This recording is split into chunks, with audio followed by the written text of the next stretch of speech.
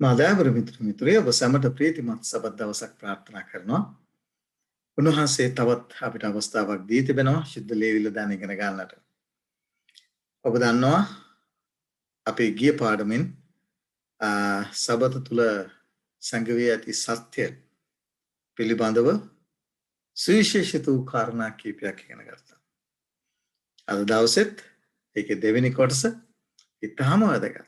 ඔබට මතක ඇති පළවෙනි කොටස තුලින් අපි ඉගෙන ගත්ත උන්වහන්සේ මේ සබත දී තිබෙනා වූ හේතුව, උන්වහන්සේ මෞංකාරය බව, උන්වහන්සේ මැවීමේ ස්මාරකයක් හැටියට උන්වහන්සේ මේ දවස අනිත් දවස් වලින් වෙන් කරලා උන්වහන්සේ දුන්නු බව. ඒක උන්වහන්සේ පළමු ආදර්ශයක් හැටියට උන්වහන්සේ පෙන්නලා ආදම් සහයවට ඊළඟට උන්වහන්සේ ඒ ආදර්ශය ආදම් සහයවට මනුෂ්‍ය ජාතියට දුන් බව. අද දවසේදී අපි විශේෂිත තවත් සත්‍යතාවයක් ඉගෙන ගන්නට යනවා. අතරම ගොඩාක් ප්‍රීතියෙන් විශේෂයෙන් තාමත් උද්‍යෝගයෙන් සහ ආසාවෙන් මේ පාඩම කරන්නේ. මොකද ඒකට හේතුව අද දවසේදී මම දන්නවා ඔබ ගොඩාක් ආශිර්වාද ලබන්න යනවා අද දවසේදී ඉගෙන ගන්නව පාඩම තුලින්. ඒ නිසා අපි උන්වහන්සේට බාර කරමු අපේ ජීවිත, අපේ සිත් විවෘත කරමින් අපි විචාරශීලී මනසකින් යුක්ත විශේෂයෙන් අපි කියනවා විවෘත මනසකින් යුක්තව උන්වහන්සේ මේ දේව වචනේ සංගවා තිබෙනා රහස් තේරුම් අරගෙන උන්වහන්සේ අපිට කතා කරන්නට යනවා, අපිට දෙන්නා මේ පණිවිඩයට කීකරු වෙලා අපේ ජීවිත උන්වහන්සේට යටත් කරලා සත්‍යතාවයේ තේරුම් අරගෙන ආලෝකයේ දරුවන් හැටියට ජීවත් වෙන්නයි උන්වහන්සේ බවත්මාවත් කැඳවලා තියෙන. ඒ නිසා අපි අපේ ජීවිත, අපේ සිත් උන්වහන්සේට යටත් කරමු. සත්පලවත්මා පාලනය කරන්නා සබදවසේ ස්වාමීන් වහන්සේ මම දෙවියන්ගේ වහන්සේගේ නාමයට ගෞරවයත් මහිමත් ප්‍රශංසාවතත් වේවා. චිතෝපයන්නේ මේ මොහොතේදී අපේ ජීවිත වහන්සේගේ හස්තයට බාර කරනවා. පියන්නේ මානව වහන්සේ මාතුලින් කතා කරන්න. මට අවශ්‍ය කරන වචන දෙන්න. වහන්සේ මට දී තිබෙන දේ පියන්නේ මගේ සහෝදර සහෝදරයන් සමග බෙදාගෙන චිතෝපයන්නේ මේ ශුද්ධ ආලෝකයේ සබතේ ඒ වටිනාකම සහ වහන්සේ අපිට දී තිබෙන හේතුව තේරුම් ගන්නට අපට ආශිර්වාද කරන්න කියලා කතා කරනවා මාත් අසන්නව සියලු දෙනාගේ ජීවිත නරඹන්නව සියලු දෙනාගේ ජීවිත වහන්සේගේ බලවත් වාසයට බාර කරන්න එකක් කරන්නේ යේසුස් වහන්සේගේ අතිශය උත්තම ප්‍රේමණීය වූ නාම සාමයෙන්. ආමෙන්. හොඳයි. අපි අද දවසේදී මේ සබත පිළිබඳව පාඩමේ දෙවෙනි කොටසට අපේ අවධානය යොමු කරන්නට යනවා. දෙවෙනි කොටසේට යන්න ඉස්සරලා ඔබට පළවෙනි කොටසේ කතා කළා වූ කාරණා කීපයක් ඔබට මතක් කර දෙන්නට කැමතියි. අපි දන්නවා මේ ශුද්ධෝ මේ විශේෂයෙන් පළවෙනි සතිය පළවෙනි පාඩුවෙන් අපි ඉගෙන ගත්තා. පළවෙනි සතිය කාගේද? පළවෙනි සතිය උන්වහන්සේගේ. උන්වහන්සේ දවස් 6ක් වැඩ කරලා 7 වෙනි දවසේ උන්වහන්සේ නිවාඩු ගත්තා. දවස් 6කින් ලෝකය නිමා කරලා ඒ මැවීමේ කාර්යය නිමා කරලා 7 වෙනි දවසේ උන්වහන්සේ නිවාඩු ගත්තා. එතකොට උන්වහන්සේ ඇයි ඒ දේ කළේ? උන්වහන්සේ පළමුව ඒ දේ කරලා මැවීම දෙස බලලා සන්තෝෂ වෙලා ස්වර්ගීක සේනාව සමග ප්‍රීති වෙලා උන්වහන්සේ මිනිසයාට දුන්න ආදර්ශය මිනිසයා දැක්කා. උන්වහන්සේ සබතේ කළා වූ කාරණේ උන්වහන්සේ 6 වෙනි දවසේ මිනිසයාව මැව්වා. ඊට පස්සේ උන්වහන්සේ උතුම් ආදර්ශය දීලා පෙන්නලා මිනිසයාට දෙනවා මෙන්න සතියක් පාසා 7 වෙනි දවසේ ඔබ මා වෙතට එන්නට ඕන. ඔබ මම ඔබේ මෞංකාරය බවත් මම ඔබේ දෙවියන් වහන්සේ බවත් සිහි කරන පිණිස මා සමග සම්බන්ධතාවය පවත්වන පිණිස උන්වහන්සේ දේ මිනිසයාට දුන්නා. අපි දන්නවා ඒක පරණ කිසිමේ ඊශ්‍රායල් සෙනගට වෙතර එනකොට ඒ සීනායි කන්දේ දසාඥා පනත දෙන්න ඉස්සෙල්ලා ඒක අපිට හම්බ වෙන නික්මියාව 20 වෙනි පරිච්ඡේදය. හැබැයි නික්මියාව 16 වෙනි පරිච්ඡේදය අපිට හම්බ වෙනවා. සබත ගැන මොසෙස් කතා කරනවා. අපි විශේෂයෙන් ඒ ගැන තමයි අද දවසේදී අපි කතා කරන්නට යන්නේ. උන්වහන්සේ මැවීමේ ස්මාරකය හැටියට උන්වහන්සේ සබත දුන්නා වගේම තවත් කාරණයක් නිසා උන්වහන්සේ මේ ශුද්ධ සබත ඊශ්‍රායල් විශේෂයෙන් මැවීමේ ස්මාරකය හැටියට මනුෂ්‍ය වර්ගයාටම දුන්නා. ඊට පස්සේ තවත් කාරණයක් සඳහා පරණ කිසිමේ ඊශ්‍රායල් සෙනගට දෙන්න ලැබුවා. එතකොට ඒ කාරණය අපේ ජීවිතේට අද කොච්චර බලපානවද? වැදගත්ද කියන කාරණේ අපි තේරුම් ගන්නට ඕනේ. ඒ නිසා ශුද්ධ ලේවිල තුලින්ම අපි තේරුම් ගන්නට ඕනේ. ඒකනේ උන්වහන්සේගේ ඇඟිල්ලෙන්ම උන්වහන්සේගේ මේ ස්වර්ගික නීතිය නැත්නම් උන්වහන්සේගේ දසාඥා පනතේ මගේ ව්‍යවස්ථාව කියලා උන්වහන්සේ කතා කරන්නේ. ඒකේ හතරවෙනි ආඥාව උන්වහන්සේ ඇඟිල්ලෙන් ගල් ඇලි දෙකක වෙනස් නොවන ලෙස ගලේ කොටලා මිනිසයාට දෙන්න ලැබී. එහෙම කරපු ව්‍යවස්ථාව, එහෙම කරපු උන්වහන්සේගේ සුද්ධ දස ආඥාව පවා අද මිනිස්සු නිර්භීත වෙලා තියෙනවා. පාපේ මිනිස්සයා නැත්තම් අපි දන්නවා ඒක කොයි ආකාරයෙන්ද වෙනස් කරලා තියෙන්නේ කියන කාරණය. එතකොට අපි ඒව ගැන කතා කරන්න යන්නේ නැහැ. නමුත් අපේ විශේෂයෙන් අපේ අවධානය යොමු කරන්නට යන්නේ මේ මිනිසයාට දුන්නා වූ මේ සුද්ධ වූ බැවීමේ ස්මාරකයේ මිනිසයා පව කරන්නට පෙර මිනිසයාට මාම්කාරයන්ට නමස්කාර කරන්නට උන්වහන්සේ දුන්නා වූ ඒ සුද්ධ වූ දේ පාපයට පසුව තිබුණේ ඒ පාපයට පසුව තිබෙනා වූ ඒ දවසේ වටිනාකම අපි අද සුද්ධ ලේවිලදී සුද්ධ ලේවිල තුළ ඉගෙන ගන්නට යනවා. බලන්න මම හතරවෙනි ආඥාවට ඔබගේ අවධානය යොමු කරන්න කැමතියි. පැහැදිලිව උන්වහන්සේ කියනවා සබත් දවස සුද්ධ කර පවත්වන්න සිහි කරගන්න. තිබුණු දෙයක් නෙමෙයි සිහි කරගන්න දෙන්නේ. අලුත් ආඥාවක් නෙමෙයි උන්වහන්සේ දුන්නේ. පැහැදිලිවම අපිට හම්බ වෙනවා දෙක්කෑම 16 වෙනි පරිච්ඡේදෙට ගියාම මෝසෙස් සබත් දවස ගැන කතා කරනවා. එතකොට මේ තිබුණු දේ තමයි සිහි කරගන්න. 6 දවසක් වැඩ කරලා 7 වෙනි දවස වෙන්න ඕන මාත් එක්ක සම්බන්ධකම් පවත්වන්න. ඒකෙන් අදහස් කරන්නේ දවස් 6 තුල උන්වහන්සේ ඒ ඈත් වෙලා සිටින්න ඕනේ කියන කාරණය. නමුත් උන්වහන්සේට නමස්කාර කරන පිණිස සහභාගීකමේ අනිත් සෙනගත් එක්ක සහභාගීකමේ නමස්කාරයේ පිණිස උන්වහන්සේ විශේෂ දවසක් සෙනගට නියම කරනු ලැබුවා. ජාතියට නැත්තම් මනුෂ්‍ය වර්ගයට දෙන්න ලැබුවා. දවස් 6ක් උන්වහන්සේ අපිට දුන්නා අපේ වැඩ කර්මාන්ත කරගන්නට. මේක කතා කරලා උන්වහන්සේ මේ දේ දීලා බලන්න 11 වෙනි පදේ මොනවද කියන්නේ කියලා. කුමක් හින්ද? ඇයි මම ඔබට ආරාධනා කරන්නේ මෙහෙම කරන්නටයි කියලා? ඇයි මම ඔබට ආරාධනා කරන්නේ සබතේ නිවාඩුවට ඇතුල් වෙන්නටයි කියලා? ඒකට හේතුවක් තියෙනවා. මොකක්ද හේතුව?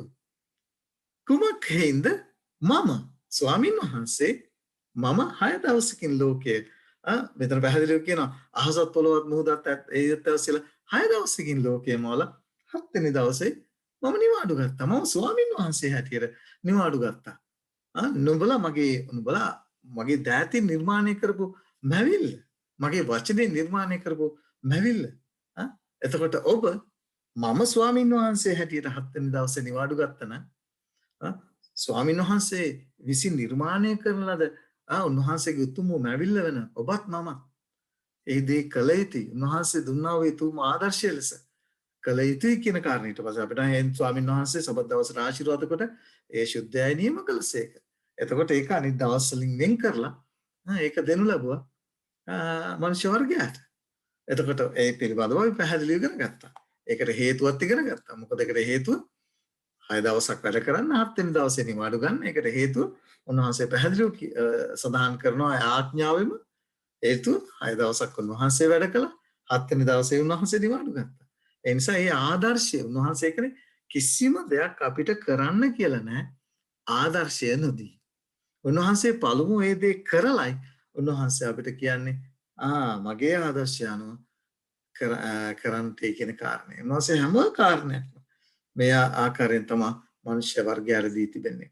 දැන් අපි පැහැදිලිව දන්න දෙයක් තමයි එතකොට මේ මැවීමේ ස්මාරකය හැටියට උන්වහන්සේ මේ සුද්ධ දවස දෙනු ලැබුවේ පාපයට පෙර, මනුෂ්‍යයා පව් කරන්නට පෙර. එතකොට අපි පැහැදිලිව දන්නවා කුර්සියේ පූජාව අවශ්‍ය වෙන්නට මනුෂ්‍යයාට අවශ්‍ය වන්නට පෙර තමයි මේ මැවීමේ ස්මාරකය හැටියට ඒ දේ දෙනු ලැබුවේ මනුෂ්‍ය වර්ගයාට. එතකොට පැහැදිලිව දන්නවා මේ සුද්ධ දවස මැවීමේ ස්මාරකය හා මැවීමේ ලකුණ අපි කියනවා මොනිමන්ට් එක කියලා ඉංග්‍රීසියෙන්. එතකොට මේක දකින වාරයක් ගන්න අපි මැවීම සහ මැවුම්කාරයන් වහන්සේව සිහිපත් කරන අපව මැව්වේ අපව සෑදුවේ අද මනුෂ්‍යයාට මේ දේ අමතක වෙලා තියෙන්නේ. මනුෂ්‍ය වර්ගයාටම අමතක වෙලා තියෙන්නේ. සාතන් හරි මොකද අපි කියන එක සඵල වෙලා තිබෙනවා. මනුෂ්‍යයාගේ මැවුම්කාරයන් මේ මනුෂ්‍ය මනසින් ඈත් කරන්න සාතන් සමත් වෙලා තියෙනවා. ඇයි? මේ දේ කළා නම් අද කාටත් මේ ලෝකේ ඉන්න කිසිම කෙනෙකුට මෞංකාරයන් අමතක වෙන්නේ නැහැ. නමුත් අද අතුම අමතක වෙලා තියෙන්නේ ඒකට හේතුව මේ කාරණේ. ඒක මනුෂ්‍ය වර්ගය තේරුම් ගන්න නැහැ. ඒ නිසා අපි පැහැදිලිව ඉගෙන ගත්ත කාරණේ දැන් අපි සාරාංශ කරලා ඉගෙන ගත්තා. දැන් ඔබගේ අවධානය යොමු කරන්නට යනවාම පාපයෙන් පසුව පාපය ලෝකයට ඇතුල් වෙනවා සමග සබත් දවසට තවත් කාර්යභාරයක් පැවරුණා. ඒක අපි ශුද්ධ ලිවිලින්ම ඉගෙන ගන්නට යනවා. මේක හරි ලස්සනයි. මොකද මම මේ පිළිබඳව ගැඹුරින් අධ්‍යයනය කරනකොට ඇත්තටම මාව පුදුමාකාර ආශාවක් ජීවිතයක් ඇති වුණා. අනේ ස්වාමින් වහන්සේ මෙච්චර දේ මෙච්චර ශුද්ධ වූ ආලෝකයක් ශුද්ධ ලේවිල තුළ උන්වහන්සේ තබා තිබෙනවා නේද කියන කාරණේ. මට තවත් මේවා අධ්‍යයනය කරනකොට තවත් ගොඩාක් දේවල් තහවුරු වුණා. ඒ නිසා මම ඊටම ජීවිතයෙන් යුක්ත ආශාවෙන් යුක්ත මේ කාරණා ඔබ සමග බෙදාගන්නේ. එතකොට අපි එනවා දැන් ඊශ්‍රායල් සෙනග වෙතට. දැන් අපිට එතනනේ අපිට හම්බෙන්නේ ගොඩාක් උන්වහන්සේ ඊශ්‍රායල් සෙනගට දුන්නා වූ ඒ අනපනත් පිළිබඳව. එතකොට අපිට හම්බෙනවා දැන් මම ඔබගේ අවධානය යොමු කරන්නට කැමති ද්විතීය කතාව පොතේ 5 වෙනි පරිච්ඡේදයේ 12 සිට 15 දක්වා. ද්විතීය කතාව පොතේ 5 වෙනි පරිච්ඡේදයේ 12 සිට 15 දක්වා අපිට හම්බෙනවා මේ සබත ගැන කතා කරනවා. විශේෂයෙන් සතියේ 7 වෙනි දවස සබත ගැන කතා කරලා මෙන්න මෙහෙම උන්වහන්සේ කියනවා. ඒක හරි අපූර්වයි. බලන්න එතන කියන්නේ දැන් අපි දන්නවා මෞංකාර හැටියට සීකරන්න තමයි උන්වහන්සේ සබත මැවීමට පෙර නැත්තම් පාපයට පෙර දෙනු ලැබේ. දැන් පාපයට පසු ඊශ්‍රායල් සනගව මිශ්‍ර දේශයෙන් ගෙනල්ලා ඊට පස්සේ දීති කතා පොතේ මෙන්න මේ ආකාරයෙන් කියනවා. නුඹේ දෙව් ස්වාමීන් වහන්සේ නුඹට අනකල ලෙස සබත් දවස සුද්ධ කොට පවත්වන්නට බලා ගන්නව. සදවසක් වැඩ කරමින් නුඹේ සීල වැඩ කර්මාන්ත කරගනව. නමුත් සත්වෙනි දවස නුඹේ දෙව් ස්වාමීන් වහන්සේට පවත්වන සබතක්ය.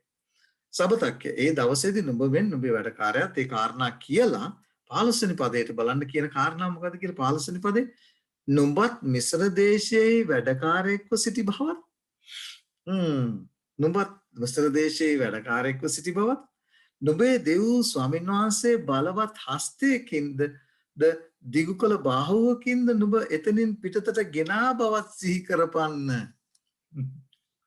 පළවෙනි හේතුව අපි දන්නවා උන්වහන්සේ සිහි කරගන්න කිව්වේ ඇයි ශබත් දවස් සුද්ධ කොට පවත්වන්න සිහි කරගන්න කිව්වේ හේතුව ආඥා 10 4 වෙනි ආඥාව එළියා තිබෙනවා. ඇයි හේතුව තමයි උන්වහන්සේ අහසත් පොළොවත් මොහොතත් 6 දවසකින් සාදා 7 වෙනි දවසේ නිවාඩු ගත්තේක. එතකොට උන්වහන්සේ මෞංකාරය හැටියට සිහි කරන්න උන්වහන්සේ සබත දී තිබෙනවා. දැන් පාපයට පසුව උන්වහන්සේ තවත් කාරණයක් සඳහා උන්වහන්සේ දැන් මේ බයිබල් පාඨය අපිට අමන ඊශ්‍රායල් සෙනගට දෙනු ලැබුවා. හේතුව කියනවා නුඹ සබත පවත්වන්නට ඕනේ. ඇයි හේතුව මෙතන සඳහන් කරනවා. මොකද ඒකට හේතුව නුඹ මිශ්‍ර දේශයේ වැඩකාරයෙකු සිටි බවත් නුඹේ දෙව් ස්වාමීන් වහන්සේ බලවත් හස්තයකින් දිගු කළ බාහුවකින්ද නුඹ එතනින් පිටතට ගෙනා බවත් සිහි කරපාන්න. ඔබ සබත පවත්වනකොට ඔබ තවත් දෙයක් සිහි කරනවා. ඒ කුමක්ද? ඔබ සේවකයෙක් හැටියට වැඩකාරයෙක් හැටියට ඔබ මිශ්‍ර දේශයේ හිටියා. වහල් භවයේ හිටියා. ඒ වහල් භවෙන් ගෙනාවා වූ ආකාරය පිටතට ගෙනාවා වූ ආකාරය ඔබ සබත සතිය පාසා ඔබ සිහි කරනවා. මේ සබත පැවැත්වීමේදී මෙතන කියන්නේ ඒක ඊට පස්සේ ඒක එබැවින් ඔබ වහල් භවෙන් මුදාගෙන ගෙනා නිසා ඔබ ඒ දේ සිහිපත් කරපු කළ යුතු නිසා එබැවින් නුඹේ දෙව් ස්වාමීන් වහන්සේ සබත් දවස පවත්වන්නට නුඹට අනකලසේක. දැන් හේතු දෙකයි. පළවෙනි හේතුව උන්වහන්සේව මෞංකාර හැටියට සිහිපත් කරන්නට. දෙවෙනි හේතුව අපිට මෙතන හම්බ වෙනවා. දෙවෙනි හේතුව කියනවා ඊශ්‍රායල් සෙනගට නුඹලා සබත් පවත්වන්නට ඕන. එක හේතුව මෞංකාර හැටියට මහව සිහි කරන පිණිස. දෙවෙනි හේතුව දීතිය කතාව පොතේ හර ලස්සනට විස්තර කරනවා. මොකද දෙවෙනි හේතුව? මිශ්‍ර දේශයේ වහල් බවින් නුඹව පිටතට ගෙනාවේ කවුද? සතියක් පාසා නුඹ සිහි කරනවා. එබැවින් නුඹේ දෙව් ස්වාමීන් වහන්සේ සබත් දවස ඒ හේතුව නිසා නුඹ සබත ශුද්ධ ලෙස පවත්වන්නට ඕනේ කියන කාරණය. තාවර සහෝදර සහෝදරිය මෙතන ලොකු දෙයක් තිබෙනවා අපිට ඉගෙන ගන්නට. අපි මේ දේ දේව වචනයෙන්ම ඉගෙන ගනිමු. හරිම පුදුමාකාරයි. උන්වහන්සේ මේ සියල්ල දැන් අපි එදා ඊශ්‍රායල් සෙනග අපි දන්නවා වහල් බව ගැන අපි කතා කරා. වහල් බවින් මුදාගෙන පැමිණීම සිහිපත් කරන පිණිස ඊශ්‍රායල් සෙනගට උන්වහන්සේ විශේෂයෙන් මේ සබත දෙනු ලැබුවා. කවුද ඊශ්‍රායල් සෙනග? දෙවියන් වහන්සේගේ සෙනග. අපි යන් ඊළඟට තවත් ඊළඟ ස්ලයිඩ් එකට. දැන් අපිට පැහැදිලි වෙන කාරණයක් තමයි අර ප්‍රධාන කාරණා දෙක. ඒ තමයි මෞංකාරය හැටියට සිහිපත් කරන්නට උන්වහන්සේ දුන්න දෙවෙනි කාරණය වහල් බවින් නිදහස් කර ඒ මහත් වූ වැඩකාරකමෙන් උන්වහන්සේ ගෙනාවා වූ ආකාරය උන්වහන්සේගේ බලවත් වූ බාහුවෙන් උන්වහන්සේ මුදාගත්තා වූ ආකාරය සිකන ඔබ දන්නවා මේ ඔබ විශේෂයෙන් පාස්කු මංගල්‍ය ඊශ්‍රායල් සෙනගට දෙනු ලැබුවා මේ වහල්කමින් විශේෂයෙන් අපි දන්නවා පාස්කුව කියලා කියන්නේ පසු කර යාම මරණයේ දූතයා ඒ 10 වෙනි පීඩාවේදී පසු කර ගියා ඔවුන්ට ඒ පසු කර යාමේදී නැත්නම් මේ පාස්කුව සඳහා උන්වහන්සේ යම් වත්පිළිවෙත් නියම කළා අපි දන්නවා ඒ තිත්ත පලා සමග මුහුණ නැවදමු රොටි කන්නට ඒ කියලා කිව්වා බැටළුවෙක් පූජා කරලා ලේ ගන්නට ඒ කියලා කිව්වා දාපර සහෝදර සහෝදරිය මේ සියල්ල ඊශ්‍රායල් සෙනගට දෙනු ලැබුවේ ඉදිරියේ වෙන්ට තිබෙන දේ පෙන්වන පිණිස පාවුල්තුමා හරි ලස්සනට කියනවා අපේ පාස්කුව කවුද අපේ ගලමුකර තරන් වහන්සේ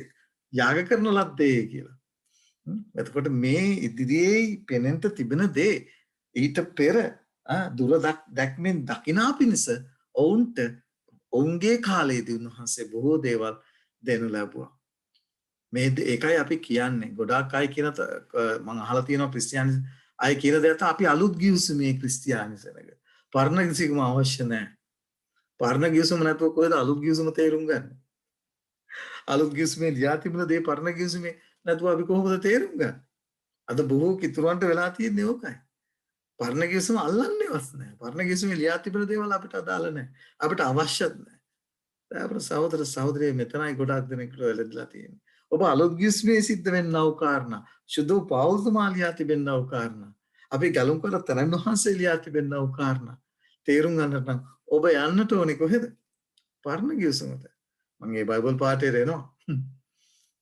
ඒ වැනි දෙයක් කියනවා ආයත පිළිතුරු උන්වහන්සේම දෙනවා අපිට පරණ ගිවිසුම අවශ්‍ය නැහැ අලුත් ගිවිසුම විතරක් ප්‍රමාණවත් කියන ආයත උන්වහන්සේම පිළිතුරු දෙනවා අපි ඒවට අපි යන් එනිසා අපි දකින දෙයක් තමයි එතකොට පාස්කුව ජේෂන් උන්වහන්සේ වහල් බවින් බුදුආගෙන අවුරුද්දට එකවරක් අපි දන්නවා අය ඒ පාස්කු මංගල්‍ය සිහිපත් කළා වහන් බවින් නැත්නම් ඒ මරණයේ දූතයා කොයි ආකාරයෙන්ද ඔවුන් ඒ බැටළු පූජාව නිසා සමායන බැටළු ලේ නිසා ඒ උළුහුවේ ගැහුවා බැටළු නේ නිසා ඔවුන්ගේ ජීවිත ආරක්ෂා වුණා ඔවුන්ගේ කුළුදුලන් ආරක්ෂා වුණා ආකාරය සිහිපත් කරන පිණිස ඒ පාස්කු මංගල්‍ය දෙන්න ලබන දැන් අපි දන්නවා මේ අර කියවුවා ලෙවි කතාව බයිබල් පාඩේට අනුව සතිපතා ඔවුන් අවුරුද්දක් ඉන්නකොට ගොඩක් අයට ගොඩක් දේවල් අමතක වෙනවා ඒ නිසා උන්වහන්සේ සතිපතා උන්වහන්සේ කොයි ආකාරයෙන්ද ඔවුන්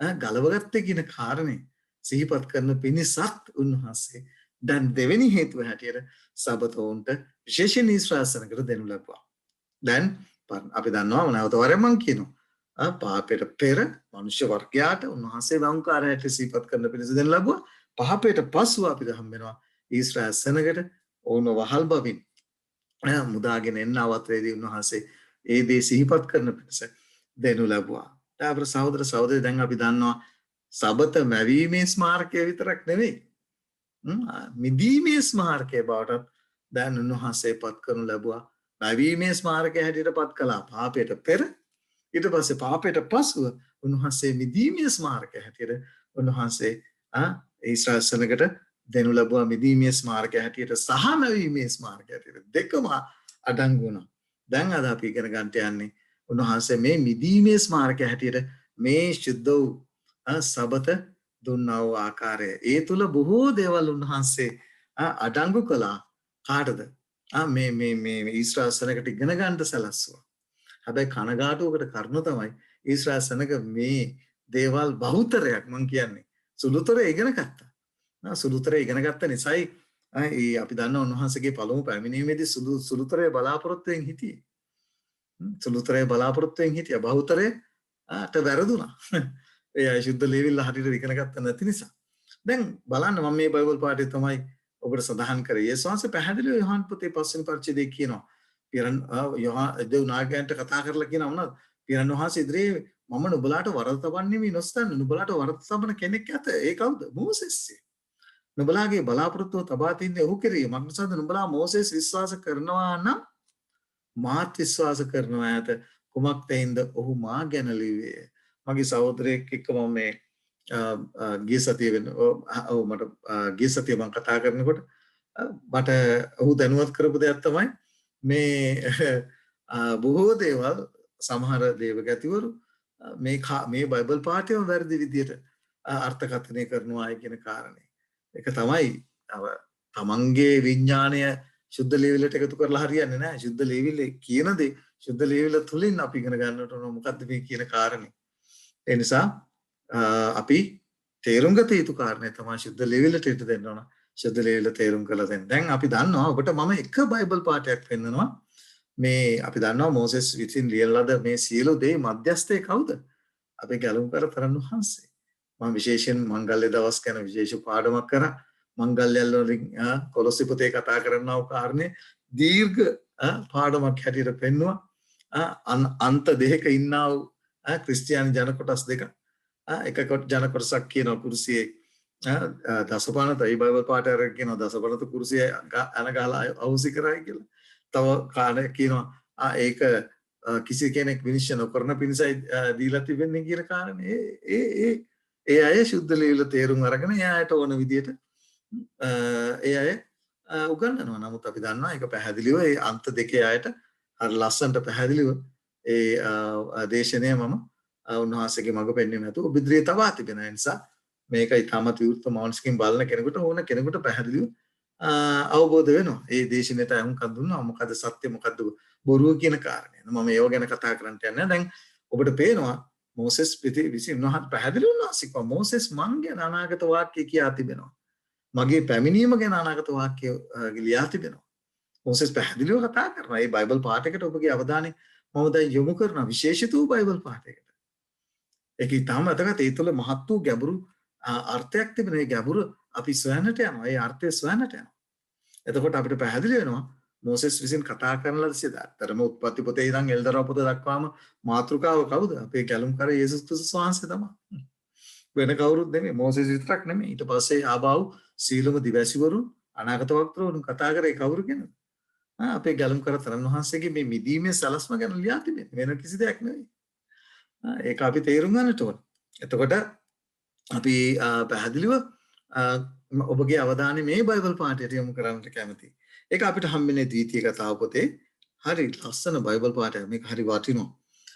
මේ තුල තිබෙනා වූ ඒ අන්තර්ගතය අපි සුද්ධ ලේවිලින්ම තේරුම් ගන්න. මේක මොකද්ද කියන්නේ ද්විතීය කතාව පොතේ 8 වෙනි පරිච්ඡේදයේ 3 වෙනි පදේ. යේසුස් ක්‍රිස්තුස් වහන්සේ ගැන මෙතන සඳහන් වෙනවාද? අපි හොයලා බලමු. උන්වහන්සේ නුඹ යටත් කොට නුඹ බඩගින්නට පැමිණෙන්නට ඉඩ ඇර ඊශ්‍රායල් සෙනගට බඩගින්නට පැමිණෙන්නට ඉඩ ඇර මනුෂ්‍යයා ජීවත් වන්නේ. මේක අපිට යේසුස් වහන්සේගේ පරීක්ෂාවේදී පළවෙනි පරීක්ෂාවේදී උන්වහන්සේ මේ බයිබල් පාඨයම අරගෙන උන්වහන්සේ ගැන ලියා තිබෙන බයිබල් පාඨයම අරගෙන මේක හරි අපූර්ව බයිබල් පාඨයක්. උන්වහන්සේ ගැනම ලියලා තියෙන බයිබල් පාඨය අරගෙන සාතන්ට පිළිතුරු දෙනවා. උන්වහන්සේ නුඹ යටත් කොට නුඹ බඩගින්නට පැමිණෙන්නට ඉඩ හැර මනුෂ්‍යයා ජීවත් වන්නේ රොටි පමණකින් නොවන බවත්. කාන්තාරයේදී එයාට රොටි දුන්නා, එයාට මන්න දුන්නා. ස්වාමින් වහන්සේගේ මුඛයෙන් නික්මන සියල්ලෙන් ස්වාමින් වහන්සේගේ මුඛයෙන් නික්ුණා වූ උන්වහන්සේගේ වචනය. ස්වාමින් වහන්සේගේ වචනය. කවුද ස්වාමින් වහන්සේගේ වචනය? හොඳයි. අපි ඉගෙන ගනිමු. නික්මන සියල්ලෙන් මනුෂ්‍යයා ජීවත් වන බව. මනුෂ්‍යයා ජීවත් වන්නේ ස්වාමින් වහන්සේගේ වචනයෙන්. ස්වාමින් වහන්සේගේ වචනේ කවුද කියලා අපි යොහන්ගේ පොතේ පැහැදිලිව ලියා තිබෙනවා. අපි ඒවට එනවා. ඒකයි මේ බයිබල් පාඨවල තිබෙනා ගැඹුරු අර්ථයන් අපි තේරුම් ගන්නට ඕනේ. නුඹට ජීවත් වන බවත් නුඹට දන්නන පිණිස නුඹ දැන නොගෙන සිටියා වූ නුඹේ පියවරුන්ට පියවරුන්ද හරි මම ආයත වරක් කියනවා. නුඹ දැන නොගෙන සිටියා වූ නුඹේ පියවරුන්ද දැන නොගෙන සිටියා වූ මන්නා වලින් නුඹ පෝෂණය කරසේක. ඔවුන් දැක්කේ ශාරීරික මන්නා විතරයි. ඔවුන් දැක්කේ භෞතික ඔවුන්ට ලැබෙන ඒ භෞතික නැත්තම් තමන්ගේ ශාරීරික කුසගින්න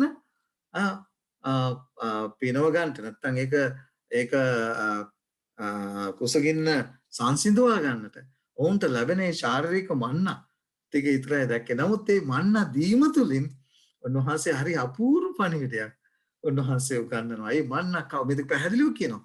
බඩගින්නට පත් කළේ ඇයි? හේතුවක් උගන්වන්නට. ශාරීරික මන්නා වලින් විතරක් ඊශ්‍රායල් සෙනගෙක කුස පිරෙන්නේ නැති බවත් ස්වාමීන් වහන්සේගේ මුඛයෙන් නික්මන වචනය වලින් මනුෂ්‍යයා ජීවත් වන බවත් උගන්වන පිණිස. නමුත් කනගාටුවකට බහුතරයක් ඒ ශාරීරික මන්නා තමන්ගේ తాවකාලික කුසගින්න පුරව ගන්න තමයි මන්නා දීම අනුභව කිරීම වුන් දැක්කේ. නමුත් මේ මන්නා තුල අන්තර්ගත වෙන්න නැත්නම් ඒ මන්නා තුලින් ඒ දෙවියන් වහන්සේ ඊශ්‍රායල් සෙනගට උගන්වපු පණිවිඩය බහුතරයක් තේරුම් ගත්තේ නැහැ. බොහොම සුළුතරයයි ඒ මන්නා තුලින් තුල සංගීවී තිබෙනා වූ පණිවිඩය තේරුම් ගත්තේ. අද ඔබ ඉගෙන ගන්නට යනවා මන්නා තුල තව සංගීවී තිබෙනා වූ පණිවිඩය, සංගීවී තිබුණා වූ පණිවිඩය ඊශ්‍රායල් සුළුතරයක් ඒදී දැනගත්තා, ඒදී විශ්වාස කළා, ඒදී තේරුම් ගත්තා. දැන් මේ බයිබල් පාඩේ පැහැදිලිව කියනවා. උන්වහන්සේ මේක මේ උගන්වන්නට ඊශ්‍රායල් සෙනගට උගන්වන්නටමයි ඔවුන්ව බඩගින්නට පැමිණෙන්නට ඉඩ හැරලා මනුෂ්‍යයා ජීවත් වන්නේ රොටි පමණක් ඉන්නවන බවත් ස්වාමීන් වහන්සේගේ මුඛයෙන් නික්මන සියල්ලෙන් ඔවුන්ගේ ශාරීරික කුසගින්න ශාරීරික ඒ මන්නා තුල නැත්නම් ඒ ස්වර්ගීය කෑම වෙන මන්නා තුලින් ඔවුන්ගේ ශාරීරික කුසගින්න පිරෙනවා වගේම ඔවුන්ට ආත්මීක ස්වාමීන් වහන්සේගේ මුඛයෙන් නික්මන වචන නැමැති ඒ ආත්මික මන්නා අවශ්‍ය බවත් ඒ තුලින් ඔවුන් ජීවත් වන බවත් ඔවුන්ට උගන්වන පිණිස තමයි ඔවුන්ව බඩගින්නට පැමිණෙන්නට ඉඩ හැරියේ. සහෝදර සහෝදරි මේ බයිබල් පාඩේ යේසුස් ක්‍රිස්තුස් වහන්සේ තමන්ගේ පළවෙනි ඒ පරීක්ෂා මුහුණ දුන්නා පළවෙනි පරීක්ෂාවේදීම උන්වහන්සේ අරගෙන උන්වහන්සේ ගැන ලියා තිබුණ දේ මම කියන්න. ඇයි මේක උන්වහන්සේ ගැන ලියා තිබෙන කාරණේ කියලා පැහැදිලි වෙන්නේ කියන කාරණේ සුද්ධ ලියවිලා තියෙනවා. දැන් අපිට පැහැදිලි වෙන කාරණයක් තමයි උන්වහන්සේ ඇයි සෙනගට මන්න දුන්නේ කියන කාරණේ. උන්වහන්සේ මන්න දෙන්න කාරණා දෙකක් හේතු වුණා. පළවෙනි කාරණේ තමයි ඔවුන්ගේ ශාරීරික කුසගින්න සංසිඳන පිණිස. ඒ විතරක් නෙමෙයි. ඔවුන්ට යමක් උගන්වන පිණිස. ඒ තමයි මනුෂ්‍යයා ජීවත් වෙන්නේ මේ මන්න ආහාරයට ගැනීමෙන් පමණක් නෙවෙයි. එහෙනම් ස්වාමීන් වහන්සේගේ මුඛයෙන් නික්මන වචන ස්වාමීන් වහන්සේගේ මුඛයෙන් නික්මන වචන කවුද කියලා අපිට යෝහාන්ගේ පොතේ පැහැදිලිව ලියා තිබෙනවා. ඒ ස්වාමීන් වහන්සේගේ මුඛයෙන් නික්මන වචන තුලින් තමයි මොනවා වෙන්නේද? තමන්ගේ කුසගින්න තමන් ආත්ම තෘප්තිය ලබන්නේ. මේක හරිය ලස්සනට අලුත් ගිවිසුමේ උන්වහන්සේ පැහැදිලි කරනවා පරණ ගිවිසුමේ සෙනග ඊශ්‍රායල් සෙනග මන්න කෑවා වුන් මලෝය.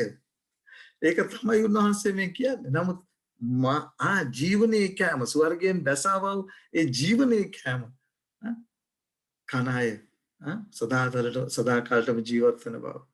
ඊශ්‍රායල් සෙනගට උත්සාහ කළා ඒ දේ උගන්වන්න.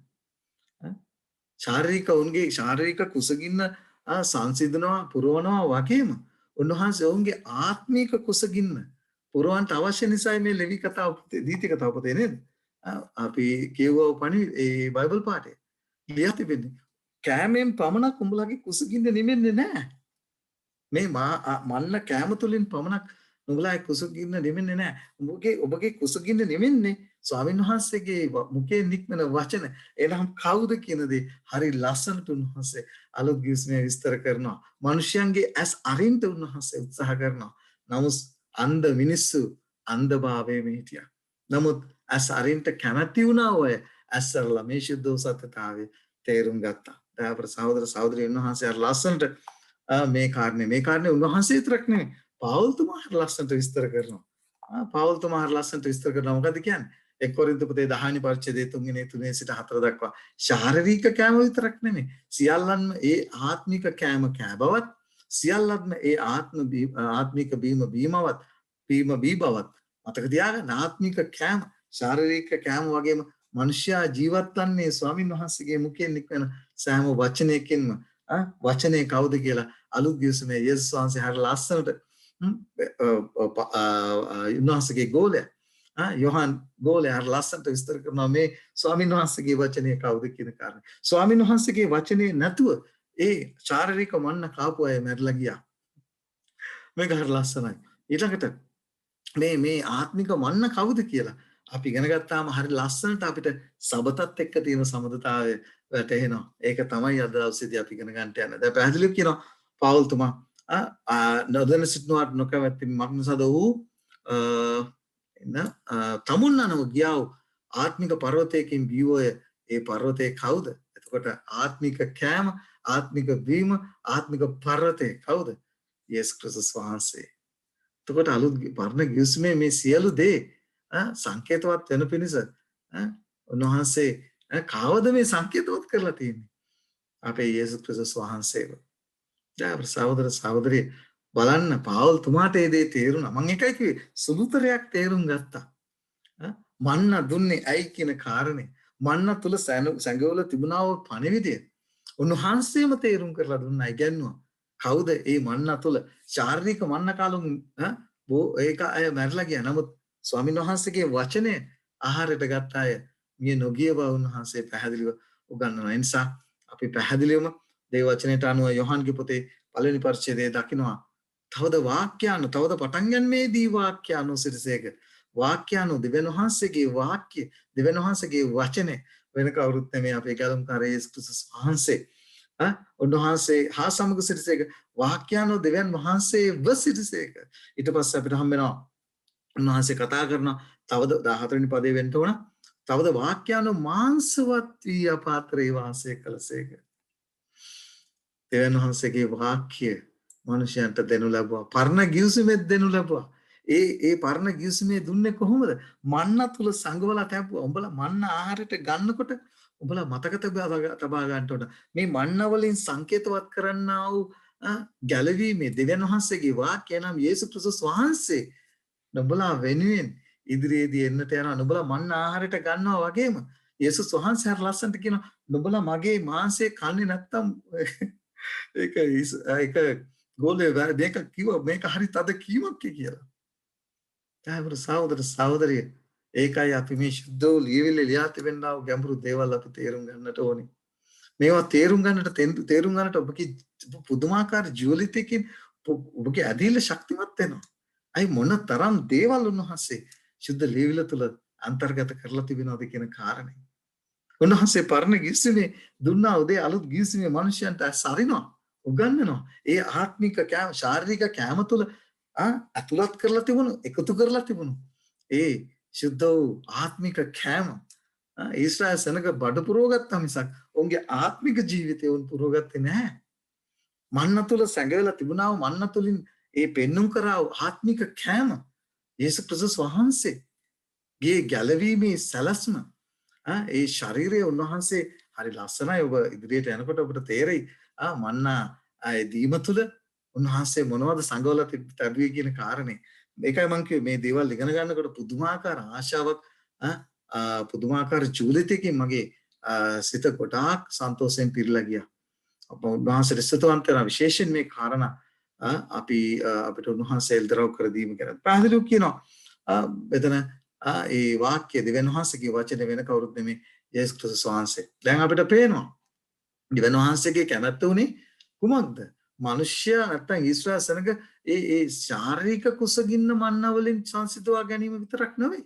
එහෙනම් ඒ මන්න වලින් සංකේතවත් වුණා මන්න තුල සංගව තිබුණා නැත්තම් මන්න වලින් සංකේතවත් කළා උන්වහන්සේගේ වචනය එනම් යේසුස් ක්‍රිස්තුස් වහන්සේ දෙවියන් වහන්සේගේ වචනය නම් යේසුස් ක්‍රිස්තුස් වහන්සේ තුලින් ආත්මික කුසගින්න සංසිඳවා ගැනීම. බලන්න උන්වහන්සේ කොච්චර ලස්සනට ඒ යොහන් පොතේ 6 වෙනි පරිච්ඡේදයේ 48 සිට 51 දක්වා විස්තර කරනවාද කියලා.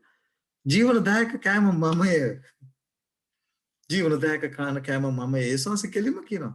ජීවනදායක කෑම මමනේ. මමය. නුඹලාගේ පියවරු වන්නේ වනේදී මන්න කෑවොය. නමුත් ඔහු මලෝය.